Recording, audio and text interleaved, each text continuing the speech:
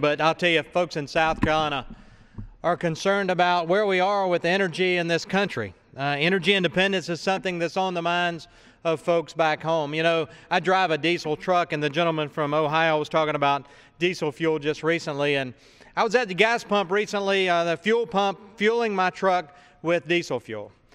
And I was paying about $3.85 a gallon. And it dawned on me as I watched the 18-wheelers roll by coming from the pumps where they filled up, that if we were able to really achieve American energy independence and we were able to lower the cost at the pump for America's truckers and all the American families, but I'll use trucking as an example, if we could truly lower the cost of diesel fuel for America's truckers by just $1, if we could produce enough American energy resources to lower diesel fuel from that $3.85 a gallon that I was paying down to $2.85 a gallon. Those 18-wheelers that were rolling by, I believe, had 400-gallon diesel tanks. Think about that, America. Think about if that trucker or that trucking company was able to save per fill-up $400 per fill-up for that 18-wheeler, and think about the number of trucks you pass on America's interstates and highway systems. If we could save that, think about the trickle-down effect that that would have for consumer products. And we're not just talking about gasoline and diesel fuel. The American hydrocarbons that are produced, when they're refined into a lot of different products. And I would ask the folks to research what a barrel of hydrocarbon or fossil fuel oil, when you put that under extreme pressure, the heat created, how it separates out, and all the different products that come from a barrel of oil. It's an amazing component that God has given us. And so in South Carolina, we understand that the nation can achieve American energy independence. But we also understand that if we can't have American energy independence, why not an all-American energy strategy where we work with our neighbors to the north, our largest and best trading partner, the Canadians. Or we work with the Mexicans and the folks to the south with a transboundary agreement, allow that area where the boundary between Mexico and the United States is, that we can drill in that area and we have an agreement for revenue sharing on the oil produced there. But let's go back to our neighbors to the north, our largest and best trading partner. The former Speaker of the House from South Carolina, David Wilkins, was ambassador to Canada under the Bush administration. I spent a lot of time with Speaker Wilkins, Ambassador Wilkins, and talked about Canada, and we talked about the oil sands. This was before the Keystone XL pipeline. But let's focus on the Keystone XL pipeline to bring that Canadian oil to American refineries that are sitting there with the capacity to refine that Canadian oil. What I mean by capacity, it's idle capacity. It's capacity that could be utilized to refine American resources or Canadian resources coming down to those refineries, refining that into the products that we enjoy as America. That's why Keystone XL pipeline is so important. Let's put Americans to work. We hear a lot about job creation and putting Americans to work. Well, this truly would. Mr. Speaker, the Keystone XL pipeline would put Americans to work in those refineries, refining that oil into all the chemicals and gasoline products and everything that we use out of a barrel of hydrocarbons or a barrel of oil. Keystone Pipeline is something that should happen in this country. And the opponents on the other side say, well, you know, that oil's just going to flow from Canada. It's going to flow through the United States. It's going to go to our refineries. But those contracts have been let, and that oil and those gasoline products are going to be used in other markets. It will not do anything to affect the price of the pump here. That's what the other side says. But let me just, a simple economic example. It's supply and demand. And global demand is high right now, and the supply is low. The supply is low for a lot of reasons. OPEC cartel, but other things. Policies, moratoriums, and other things from this administration keeps global supply down. But let's assume that oil from Canada does flow through the United States, refined at our refineries, and does flow out of this country. So what?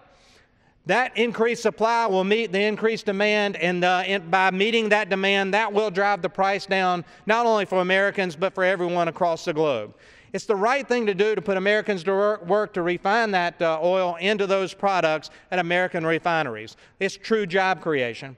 But while we're on the subject of job creation, Mr. Chairman, and the gentleman that's heading up the House Energy Action Team, which is focused on an all-American energy strategy and American energy independence, While we're talking about job creation, let's talk about my state of South Carolina. We've been excluded in the next 5-year plan, the plan that would allow offshore drilling off our coast on the Outer Continental Shelf. Right now, folks, the whole Atlantic Shelf is off limits to drilling, with the exception of a very proactive state of Virginia, which has been able to include Virginia's offshore area in the next 5-year plan, and we'll see if that comes to fruition. But South Carolina is sitting there saying, and with a lot of the other Atlantic states, you know, we believe we have some resources off our coast. We believe there's natural gas off the coast of South Carolina. Let's allow South Carolina's offshore area to be included in the next 5-year plan. What does that mean? Does that mean we're going to rush right out there and punch a hole in the earth and start producing?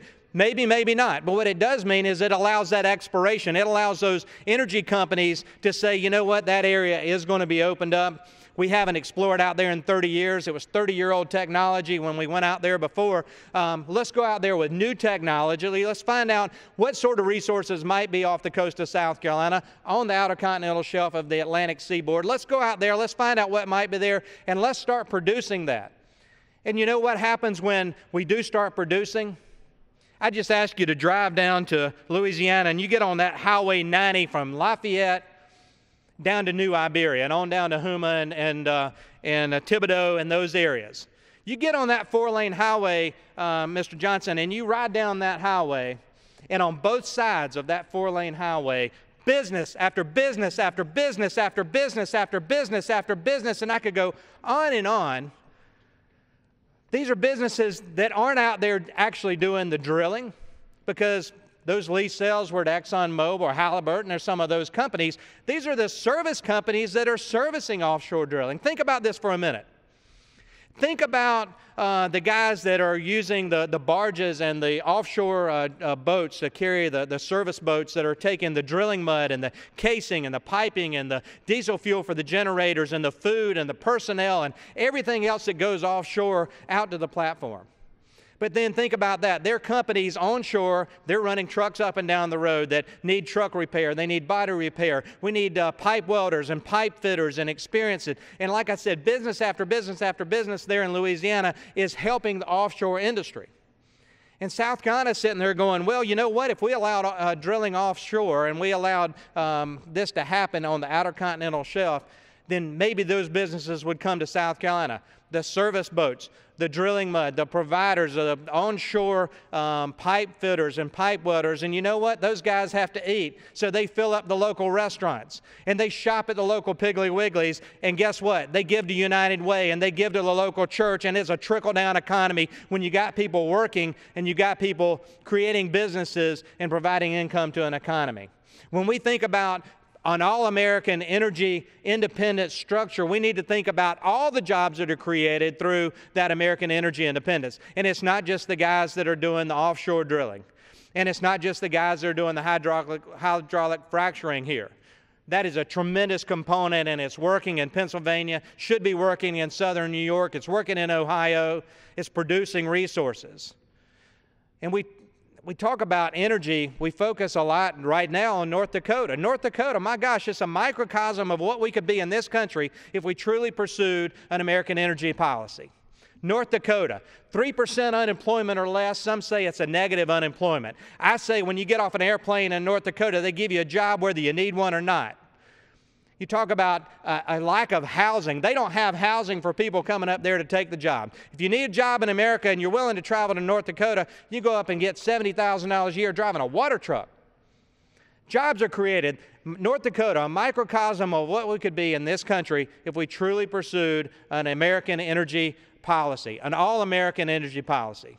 And that includes hydraulic fracturing. That includes drilling on federal land that's currently off limits to energy exploration, energy production, but it's also off limits to wind and solar. Federal land that you own, America, the American taxpayers own this federal land, it ought to be utilized to the maximum benefit for American taxpayers. Folks, we can reduce our fuel prices at the pump. We can reduce your prices for electricity at home. And that's through American energy policy that's truly all of the above.